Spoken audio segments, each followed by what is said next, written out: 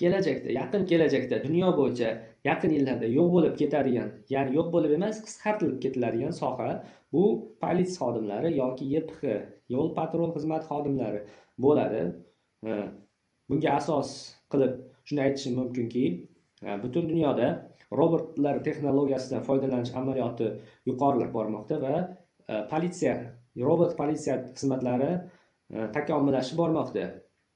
Bundan Xitoy davlatida asosan va boshqa rivojlangan davlatlarda bu sinov tariqasida yo'lga qo'yilgan yo'l patrul xizmatlari xodimlarini talab kamayishining sababi shuki, barcha xizmatlar kameralashgan AI tizimiga o'tganidan so'ng, sun'iy intellekt orqali aniqlash xizmatiga o'tganidan so'ng, aniqlovchi kameralar soni ko'payganidan so'ng yo'l patrul xizmat xodimlariga talab keskin pasayishi mumkin. Sababi shuki, masalan, sizning avtomobil boshqaryapsiz, ammo hujjatingiz mavjud emas. Sun'iy intellekt yordamida boshqariladigan kameralar har bir joylarda qo'yilgan.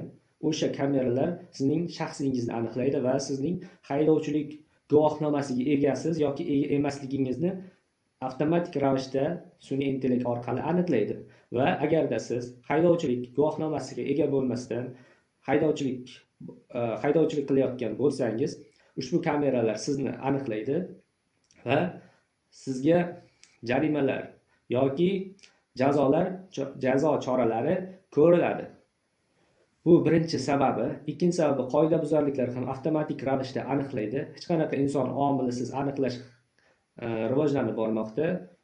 Juda ham rivojlangan davlatlarda yo'l patrul xizmat xodimlari deyarli ko'chalarda ko'rinmaydi. Hamma nazorat sun'iy intellekt orqali, kameralar tizimi orqali boshqariladi. Shu sababli katta ehtimol bilan yo'l patrul xizmati xodimlari soni ham keskin kamayish ehtimoli yuqori. Ya'ni sun'iy intellekt orqali boshqariladigan kameralar o'rnatilgandan so'ng ularga ehtiyoj kamayadi. Xo'p, politsiya xodimlari, ko'chadagi nazorat qiluvchi politsiya xodimlari o'rnini ham yaqin kelajakda robotlar egallash ehtimoli yuqori. Gumanoidlar, robotlar egallashi yuqori bo'lganligi sababli ham bu soha ham kamayish ehtimoli bor. To'liq nazorat sun'iy intellekt orqali, kameralar tizimlari orqali aniqlanadi. Ya'ni yuzlarda Face ID orqali aniqlab, shaxs haqida ma'lumotlar shakllantiriladi.